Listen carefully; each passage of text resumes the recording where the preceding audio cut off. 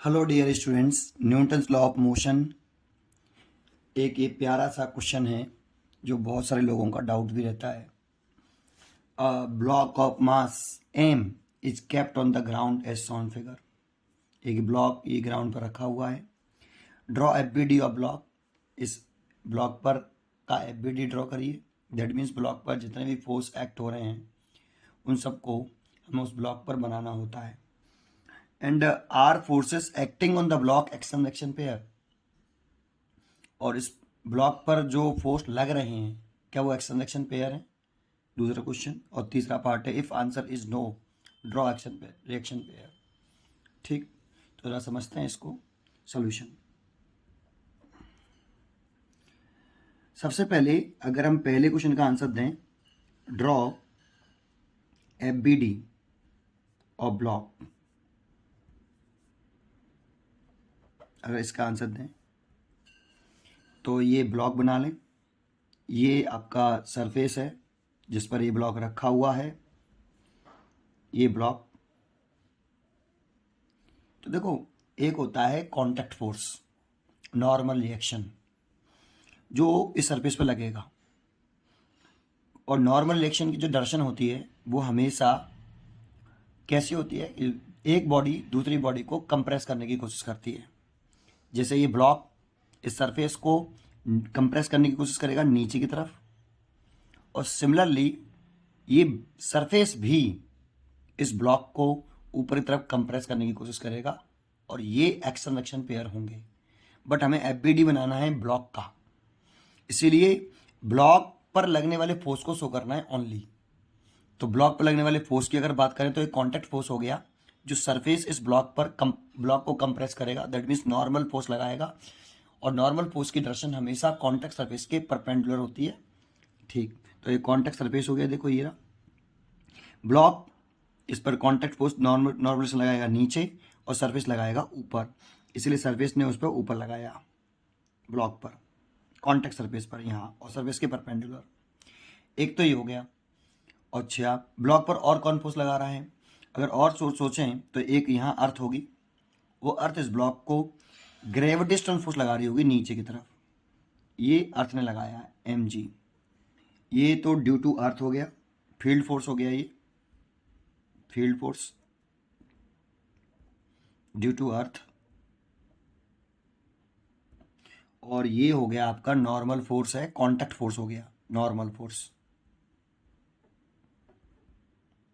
और इसका जो नेचर होता है ये इलेक्ट्रोमैग्नेटिक फोर्स होता है। कौन सा होता है? इलेक्ट्रोमैग्नेटिक फोर्स, ये normal force.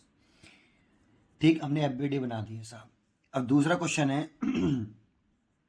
Are the forces acting on the block action reaction pair. तो देखो, एक्शन रिएक्शन पेयर जानते हो क्या होते हैं? जो दो डिफरेंट बॉडी पर एक्ट हों। एक्शन रिएक्शन पेयर कभी भी एक सिंगल बॉडी पर एक्ट नहीं होते। तो देखो यहाँ तो ये दोनों फोर्स ही ब्लॉक पे लग रहे हैं। सबसे पहली बड़ी बात, ये नॉर्मल रिएक्शन भी ब्लॉक पे लग रहा है, और जो आपका ग्रेविटेशनल फोर्स है, दैट मीन्स बॉडी का जो वेट है जो अर्थ ने लगाया है, ये भी इसी ब्लॉक पे लग रहा है। और एक ही बॉडी पर लगने वाले फोर्स एक्शन रिएक्शन पेयर नहीं होते हैं, नंबर एक। दूसरा पॉइंट कि एक्शन रिएक्शन पेयर हमेशा सेम नेचर के होते हैं। सेम नेचर का मतलब, जैसे ये जो कांटेक्ट फोर्स होता है, नॉर्मल फोर्स एक कांटेक्ट फोर्स है, और ये इलेक्ट्रोमैग्नेटिक नेचर होता है, इसका इलेक्ट्रोमैग्नेटिक फोर्स होता है। ये जब दो बॉडी कांटेक्ट में आती हैं तो इनके जो मॉलिक्यूल्स होते हैं वो एक दूसरे पर फोर्स लगाते हैं, या चार्ज पार्टिकल के जो फोर्स लगता है उसे हम इलेक्ट्रोमैग्नेटिक फोर्स बोलते हैं। और नॉर्मल फोर्स जो है इलेक्ट्रोमैग्नेटिक फोर्स है, जबकि जो एम है ये फील्ड फोर्स है। दोनों का नेचर ही अलग है। और जब भी हमारा एक्शन रिएक्शन पेयर होगा उसमें दो पॉइंट नोट कर लो, काम बन जाता है। एक पहला पॉइंट कि एक्शन रिएक्शन पेयर हमेशा दो डिफरेंट बॉडी पर एक्ट होंगे, सिंगल बॉडी पर कभी एक्ट नहीं होते। और ये दोनों फोर्स सिंगल बॉडी पर एक्ट हो रहे हैं, इसीलिए ये एक्शन रिएक्शन पेयर नहीं है। दूसरा पॉइंट कि जो एक्शन रिएक्शन पेयर होते हैं वो हमेशा सेम नेचर के होते हैं। दैट मीन्स जैसे ये नॉर्मल फोर्स है तो दूसरा भी नॉर्मल फोर्स होगा। दैट मीन्स इलेक्ट्रोमैटिक फोर्स है तो उसका दूसरे का भी इलेक्ट्रोमैटिक फोर्स ही होना चाहिए, तब वो एक्शन रिएक्शन पेयर होंगे। जबकि यहाँ ये कॉन्टैक्ट फोर्स है और ये फील्ड फोर्स है, ठीक है। Field force non contact force में आता है, इसलिए दोनों का नेचर ही अलग है, इसीलिए ये एक्शन रिएक्शन पेयर नहीं है जो ब्लॉक पर लग रहे हैं, ठीक। तो आंसर हो गया सेकंड पार्ट का। सेकंड पार्ट अगर हम आंसर दें तो हम ये लिख सकते हैं कि N and M G are not action reaction pair, action reaction pair, since चूंकि पेयर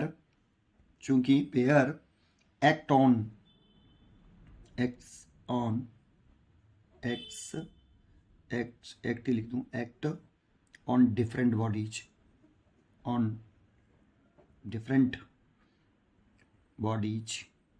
एक एंड दे आर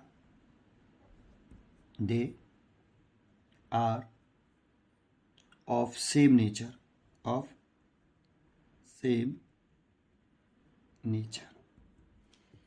जो एक्शन रिएक्शन पेयर होते हैं वो डिफरेंट बॉडी पे एक्ट होते हैं और उनका जो नेचर होता है वो सेम होता है, दूसरी बात, इसीलिए ये एक्शन रिएक्शन पेयर नहीं है। अच्छा एक बात और बता दूं, फिर बहुत से बच्चे सोचते हैं कि ये इक्वल होंगे, क्योंकि बॉडी रेस्ट में है, बॉडी इक्विलिब्रियम में है, ना ऐसे मूव कर रही है इधर और ना ऐसे मूव कर रही है, और बॉडी जब इक्विलिब्रियम में होती है तो नेट फोर्स जीरो पर, बॉडी पर नेट फोर्स जीरो होता है, और नेट फोर्स जीरो होता है तो ये वाला फोर्स और ये वाला फोर्स एक दूसरे को बैलेंस कर लेंगे, क्योंकि एक ही बॉडी पर एक्ट हो रहे हैं और बैलेंस कर रहे हैं एक दूसरे को, तो N is equal to M G हो जाएगा और एक दूसरे को कैंसिल आउट कर देंगे और नेट फोर्स जीरो हो जाएगा।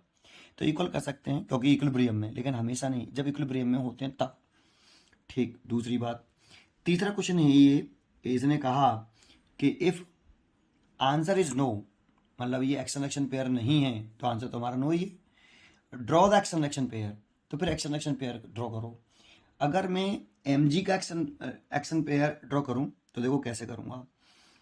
देखो ये आपका एक सरफेस हो गया, इस पर ये ब्लॉक है, ये फोर्स किसने लगाया, ये फोर्स अर्थ ने लगाया, तो ये फोर्स अर्थ ने लगाया है आपका एम जी और ब्लॉक का मास एम।